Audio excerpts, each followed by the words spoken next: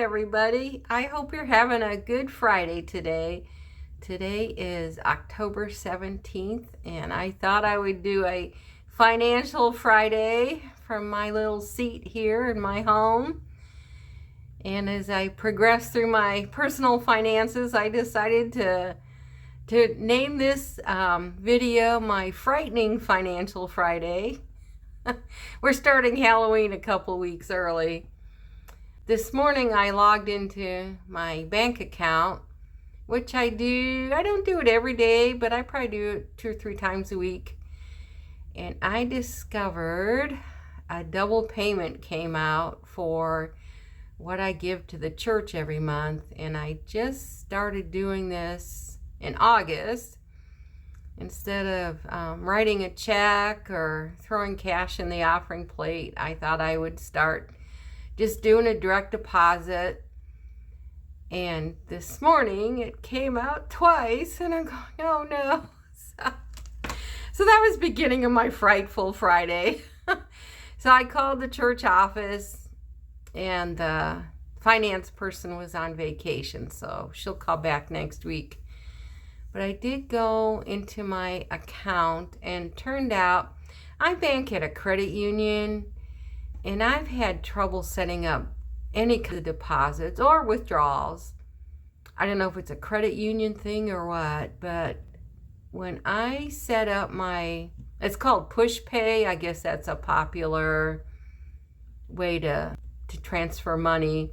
And then I was able to navigate to cancel that altogether. So hopefully that is the end of that. And it wouldn't be so bad most months, but I have 3 grandchildren with birthdays this month. So it's good to plan ahead.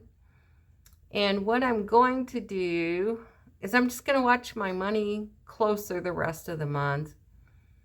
And I do have an emergency fund. If things get really bad, I can pull from that.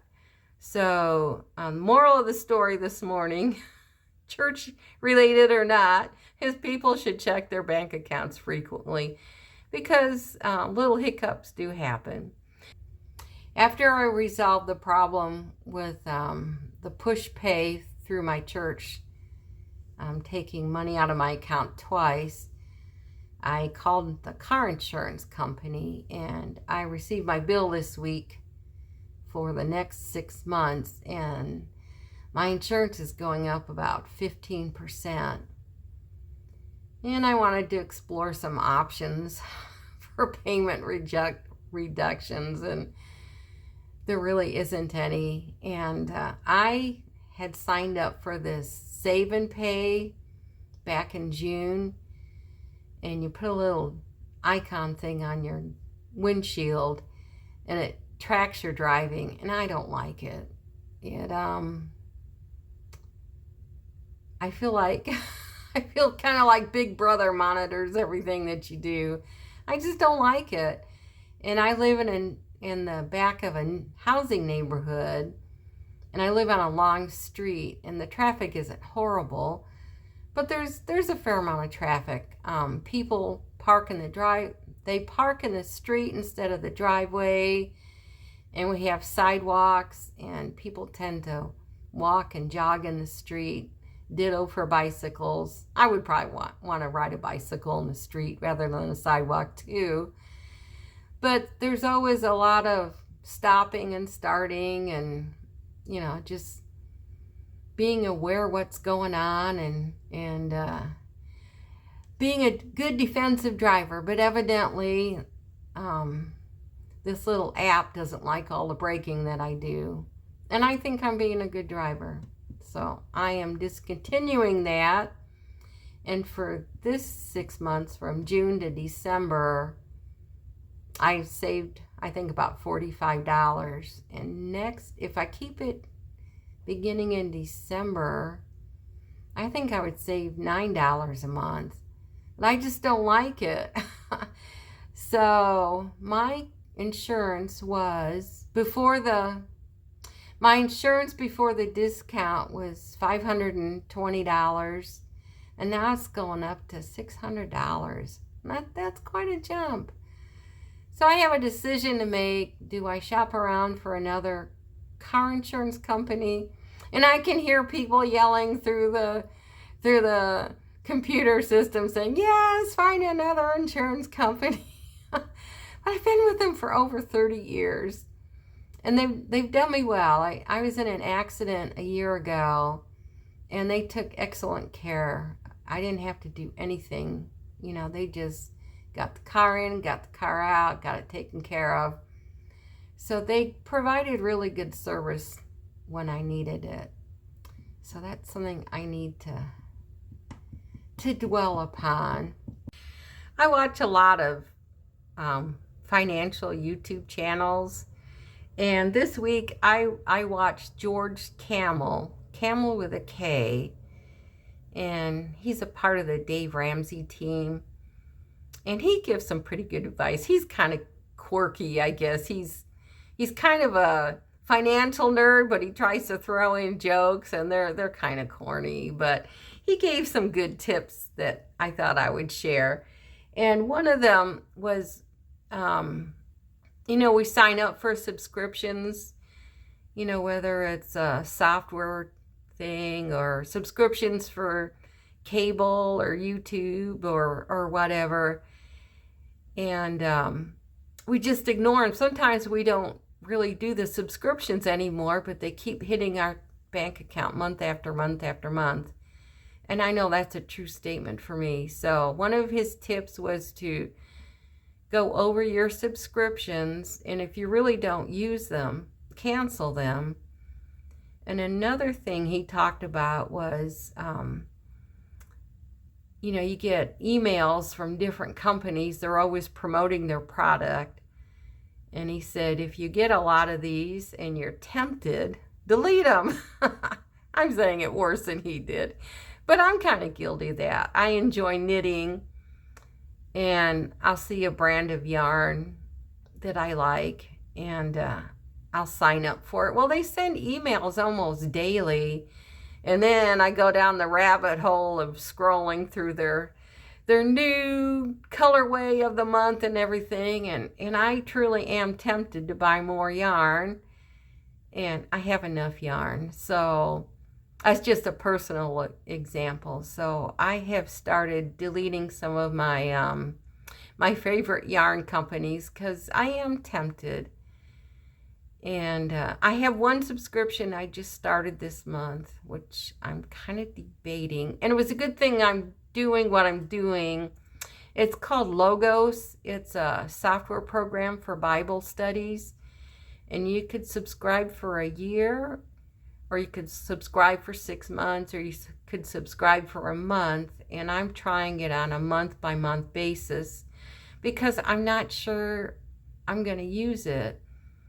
And I truly am on the fence post. It's pretty detailed, and there are some aspects of it I enjoy, and there's other aspects I don't. So I'm glad I got the monthly subscription for that. I think I will keep it for another month or two. And if I really don't use it much, I can go ahead and cancel it. So that's one example of trying out a subscription. And if you don't like it, then you can end it. And one other thing, I take out cash for groceries every other week, and I like to show I practice what I preach. I have this little it's a field notes notebook, but when I take out my cash, I write it down.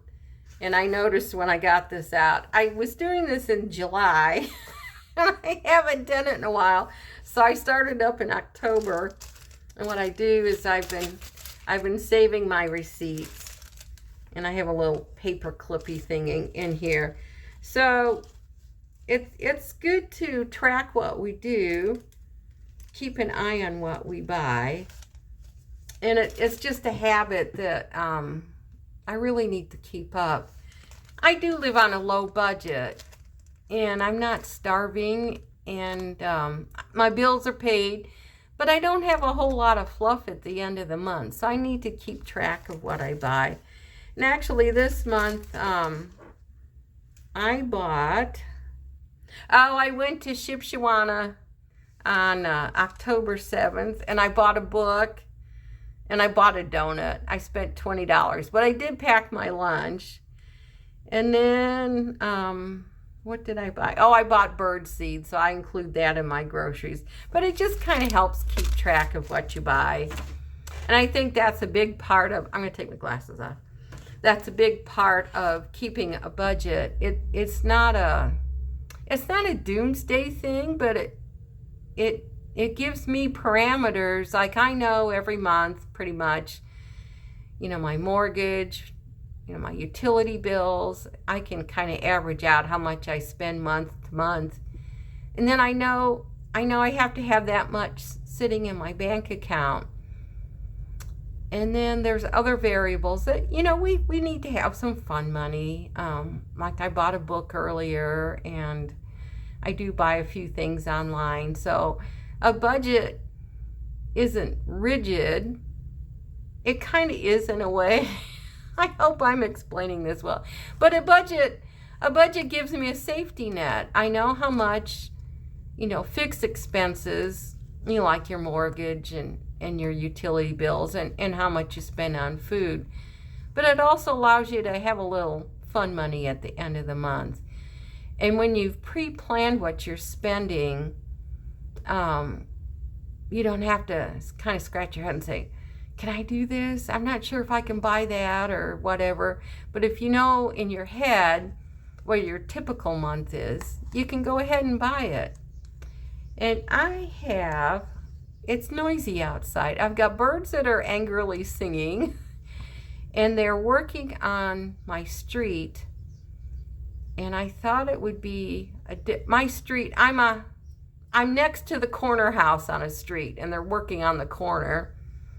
And I can hear all the big trucks out there and everything. I don't know if you can hear that or not. I thought I'd mention it. So one other thing I kind of wanted to talk about is I was listening to Dave Ramsey. I don't listen to his show, but, clips will show up on my YouTube feed. And they took a call from a woman who is in her 60s. I believe she was already retired.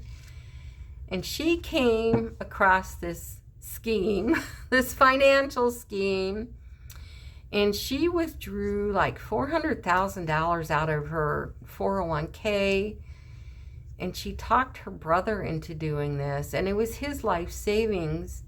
They did not research it very well, and she lost both her money and her brother's money, and she felt absolutely horrible. She didn't know what to do. She was kind of calling to ask if she should sell her house and then give the money that her brother had invested and lost and give the money to him. So she sounded like a really intelligent woman. She'd been in the sales industry for a long time. So, I knew she was a businesswoman. But I just wanted to kind of as your neighbor sitting across the table with a couple cups of coffee. I'm not a financial advisor, but hearing this story, my heart just broke hearing about this woman who lost all this money. And my financial experience has been, if you don't understand what you're buying, don't do it. There's a little thing in your head that says, the seeds of doubt. When the seeds of doubt are planted, please don't do it. I watched a few financial channels, and one of them I really like is called the Diamond Nest Egg. And she talks about buying treasury bonds. And I listened to her for several months, and I decided that was a good low risk investment for me to make. But I didn't just watch one video and say, hey, that's great, I'm going to do that. I watched her channel, and she's a professional. But anyways, Diamond Nest Egg. that is her field of work, and she's really good at it. So I listened to her for quite a while before I actually started investing money. And I was watching another channel, and he wasn't a financial planner, but he talked about finances, and he really endorsed this one stock company that was becoming an IPO, where they could sell their stock on the stock market. And this is the greatest thing since sliced bread. And I thought, well, I think I'll invest some money into that. And a little seed of doubt came into my head, and I decided I didn't understand investing in the stock market enough to invest. And I'm kind of glad he didn't, because the IPO, it went straight up like a rocket going into air, and then it fizzled and came back down to earth. And I was so glad I didn't invest in this company. And I don't want to name the company's name. It's just an example. But as far as investing money, I think we should learn how to invest money, but we should also be very cautious. And, I'm going back to the lady that took all her money, all her life savings, retirement money out. I don't think it's wise for anybody to put all their eggs in one basket. We should diversify it out. In my little example of investing in Treasury I bonds, I have $1,000 invested in that. I didn't put all my 401k money into Treasury I bonds. Number one, there's no risk involved. You do earn money. It's like having a savings account. There isn't much risk, but you're not going to make a whole lot of money in it. So the Treasury I bonds, after I did a lot of research, I decided it was a good place to put some money aside. And this will be kind of like my emergency plan B. If I run out of other emergency funds, I can fall back on this. And we've reached the end of the video. And if you're still here, I thank you so much for watching my video today. I appreciate everybody that tunes in to see what I have to say. And I hope you guys have a great weekend and enjoy this beautiful fall weather. And I hope to see you soon. Take care. Bye.